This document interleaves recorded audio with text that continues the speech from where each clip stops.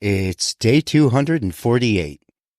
It's also January 9th, 2020. And we are in Sulphur, Louisiana. You ever wake up in the morning and ask yourself, what am I doing? And more importantly, why? Yeah, me too. Hi, my name's Craig, and this is my story. A story about life out there. For visuals while listening, search Life Out There on your favorite social media platform or use the links in the podcast description. Wow. I've never been chased by a storm. Till now. And I don't like it. Yesterday, we rolled into Galveston, Texas around 3 or 4 in the afternoon, looking forward to finding a place to park and then exploring, enjoying, and learning about the Gulf Island. It's a good thing I flipped on the news at around 6 for a quick update because that's when everything would change. We'd learned that an extreme weather event was headed right at Galveston. High winds, thunderstorms, potential flooding, tornadoes, the works. So, needless to say, exploring Galveston would have to happen another time, and we were out of there. Oh, and a quick reminder, if you're not watching or listening on Spotify or YouTube, there is a video version of this podcast. I take tons of photos on this adventure, and have discovered many more, and videos too along the way. So if visuals while listening are helpful, check us out 24/7 on our website, lifeoutthere.me. So, firing up Vacilando's 454 this morning was different. Every time we've headed out of one adventure looking for the next, it was a relaxed thing. Most of the time, not even sure exactly where we were going, or where we'd stop next. And while that part still held true, the drive today would be laced with a little anxiety, but just as much, if not more, determination. The only thing I knew for sure is we had to get out of this storm's path, and fast. And it didn't help that I had just learned all about that great Galveston hurricane of 1900. Watched all those videos depicting the devastation a storm can bring. Visuals all fresh in my mind as I tried to decide exactly which direction we would be driving. The only thing I knew for sure is that straight north was out of the question. We couldn't stay ahead of those 70-mile-an-hour winds long enough that way. And while the area of influence continued to broaden, each time I checked for an update, it was becoming more and more clear that we had to get just far enough north so we could go east as soon as possible. And it wasn't long before Galveston's Seawall Boulevard had become I-45, no more coastline, waves. Instead, we were driving by the industrial sprawl of Texas City. And then yet again, we'd have to navigate a bit of Houston before the landscape would transition back to those rolling hills and vast open fields of Texas. And hitting Highway 248, that changed things a bit. Almost a reprieve. A much less crowded route, giving us what felt like a bit of a break from the storm's looming presence. The scenery was awesome, with wide expanses of farmland, grazing cattle, and the occasional small town dotting the horizon. The tension from the morning started to ease a bit, replaced by a familiar sense of adventure. But the one constant remained that sky above us and behind us, dark. So I guess we still felt the presence of that storm behind us. But crossing over into Louisiana, the air felt different, humid, warmer even. We'd passed through a town called Westlake, and then we came to a place called Sulphur. It felt like a good place to stop for fuel.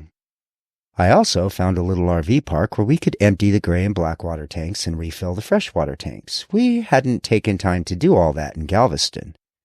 And not knowing exactly how much further we'd have to drive today, it sounded like a good idea. That was the plan anyway. but we all know how well I stick to a plan.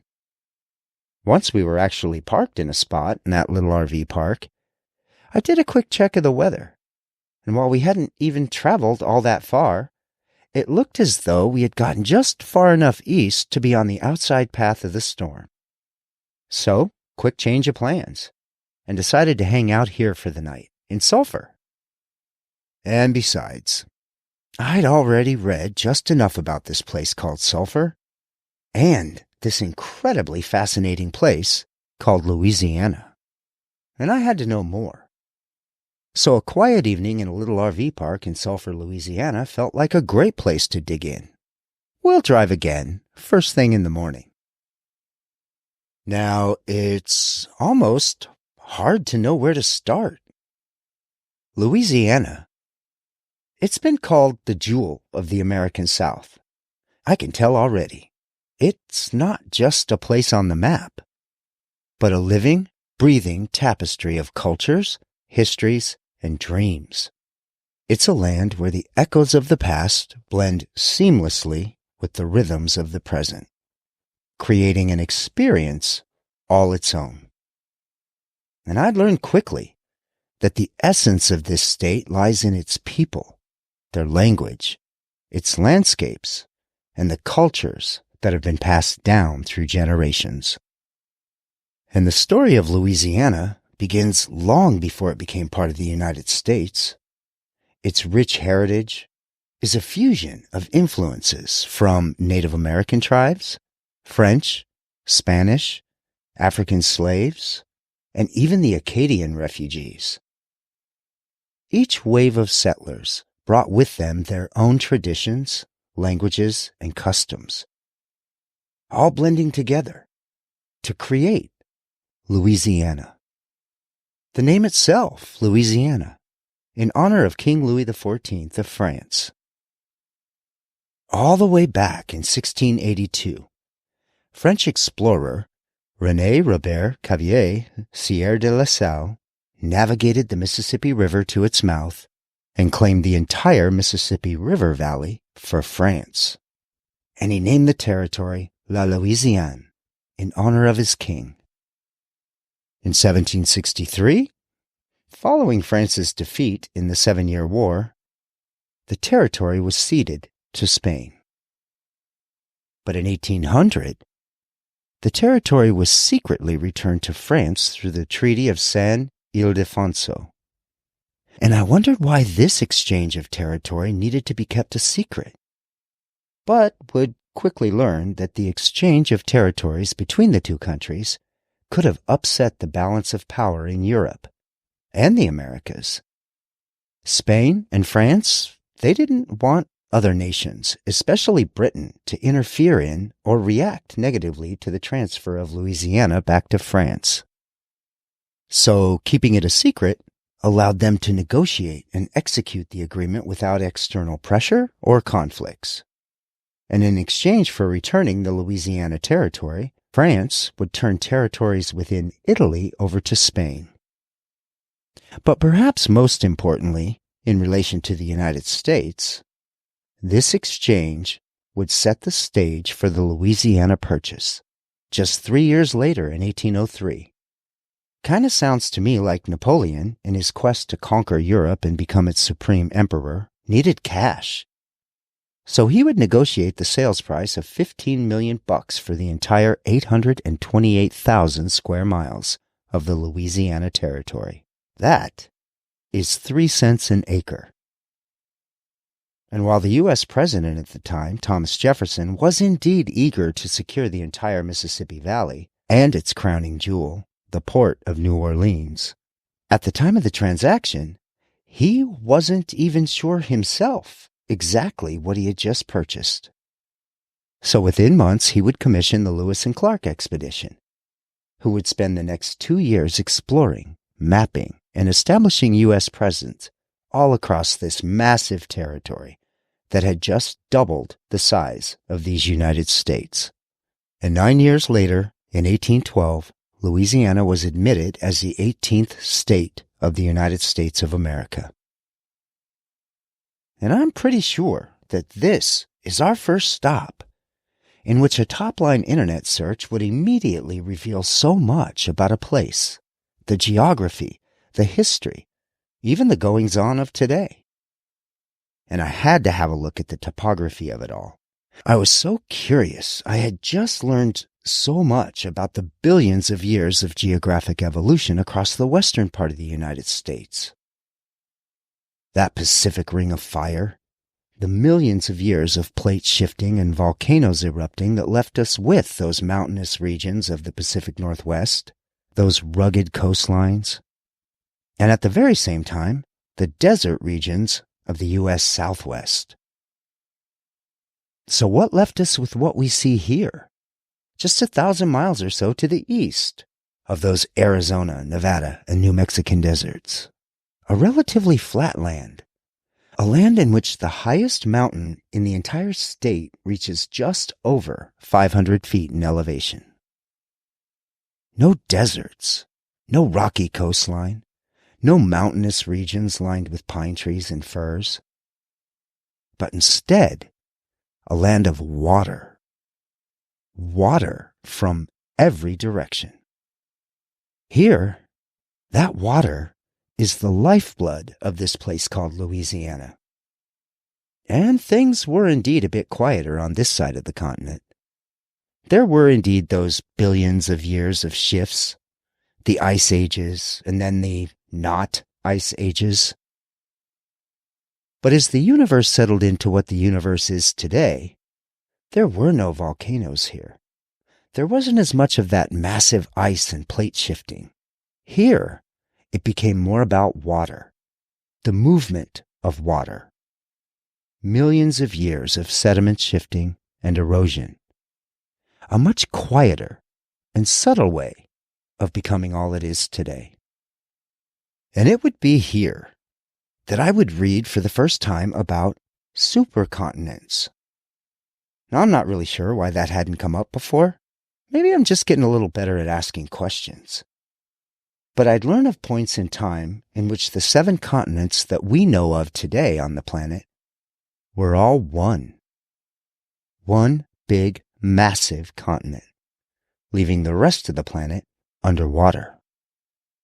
I'd read of Pangaea and Rodinia, just a couple of the names scientists have given to these supercontinents that formed, broke apart, then reformed, and broke apart again, several times over the last billion years or so, and that these plates continue to shift to this day at a rate of about 2 centimeters a year.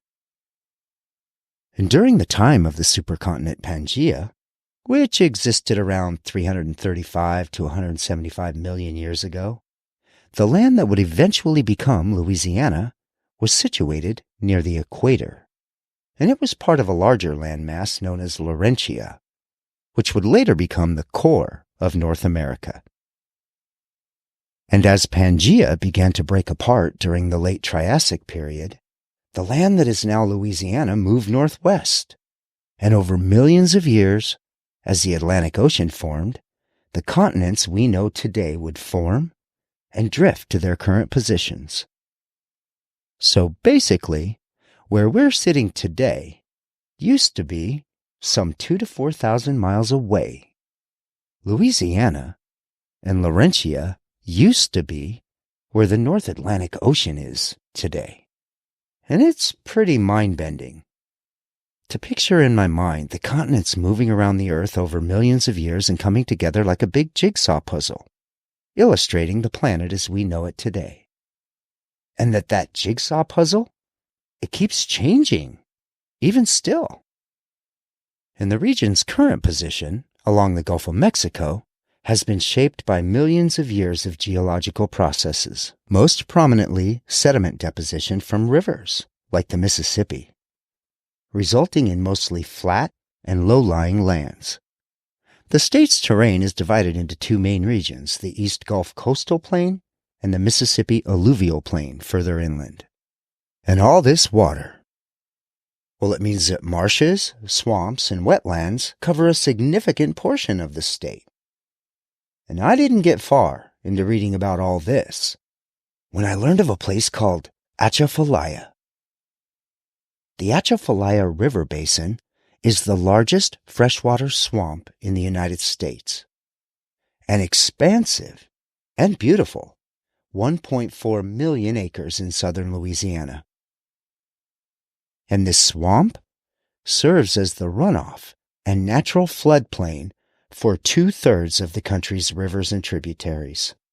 Literally, the entire eastern side of the nation's natural waterways flow through the Atchafalaya, an area of the country critical to the natural wildlife, including over 300 species of bird and waterfowl. And it has been and continues to be negatively affected by the interference of man.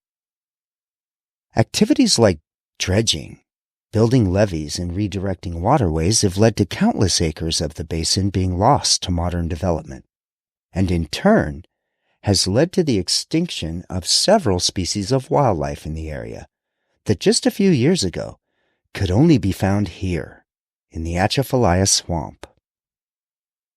I'd quickly become consumed with this place called Atchafalaya, a massive marvel of nature, critical to the nation's balance of nature, and I'd never even heard of it. But thankfully, there are tons of videos out there that tell the story way better than I. I'll let the folks over at the Mark Knight YouTube channel tell you the story of an amazing place, a beautiful place in Louisiana, a place the Choctaw people call the Long River, or Atchafalaya. But all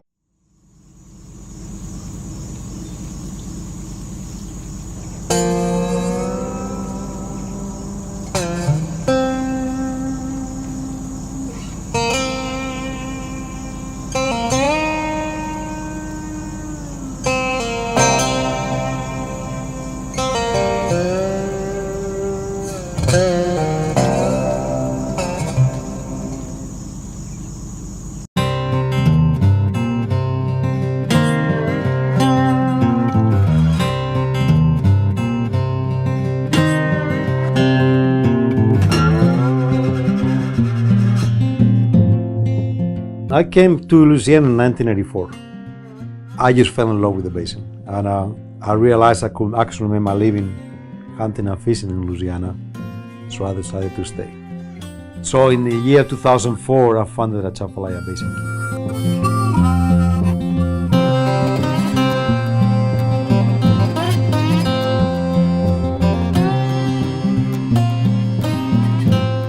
Over 300 species of birds in the Atchafalaya Basin alone. Nearly the entire eastern population of North America come through Louisiana, and many species of the western population.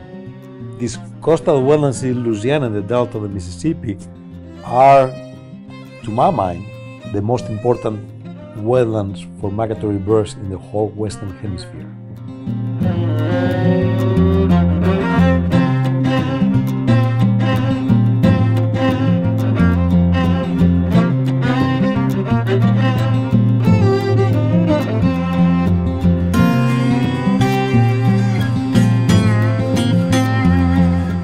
Whether the basin is going to be there or not depends on groups like us.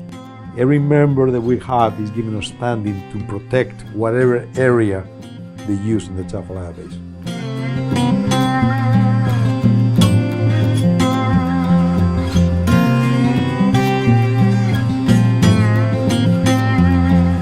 So I was born in a time of history where all these things are happening to our planet and the Sulphur Basin, and I'm in a situation where I can do something to protect this little corner of the planet, and I'm going to do what I can.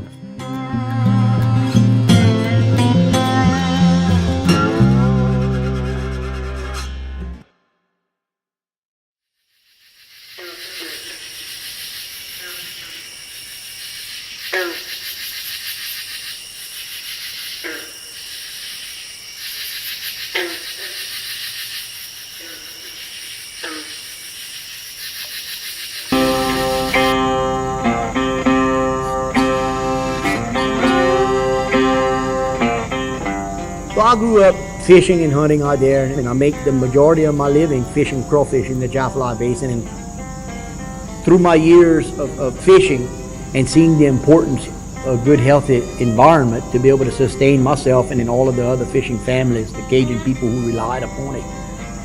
I started becoming an advocate for trying to take better care of our Atchafalaya Basin.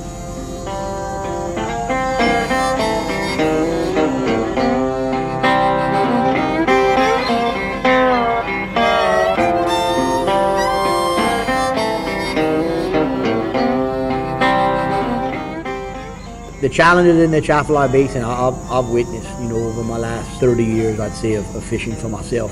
As all of these channels and these canals have been dredged, and all of these canals serve as conduits and channel this sediment into the interiors of the basin. So what I've noticed over the last 30 years, places that I've been able to navigate at very low water levels in the basin, now you can't navigate them anymore. What has happened is the basin is filling up with a lot of sand.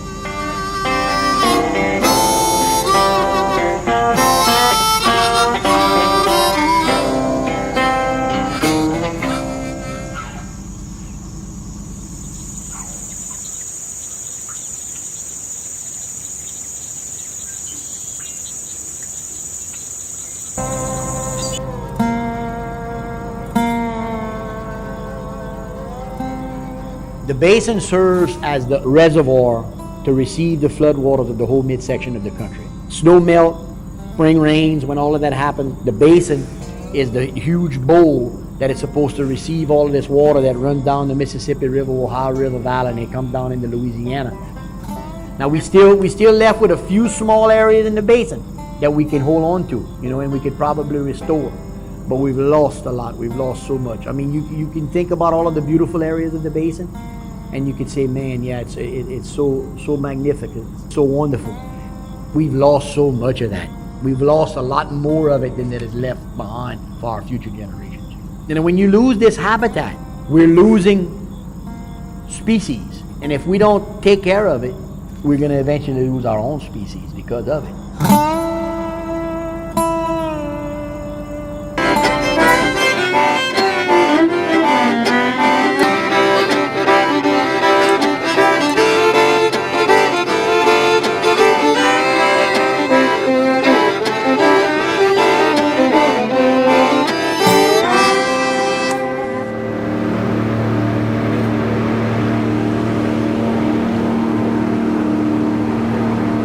But all that water? It doesn't mean only marshes and swamps. Rivers have always played a big part of the area's geological formation and would later become crucial to the state's history and economy during and beyond settlement. The Mississippi, which bisects the state from north to south. You'll also find the Red River, and of course, the Atchafalaya River.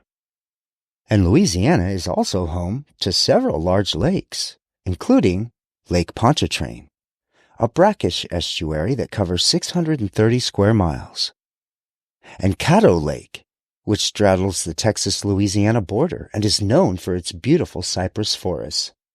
And then there's the ocean, the state's coastline, almost 400 miles along the Gulf of Mexico. That's double the length of the Washington state coastline and 30 miles more than that of Oregon's coastline. But Louisiana's coastline is an area full of barrier islands, estuaries, and saltwater marshes.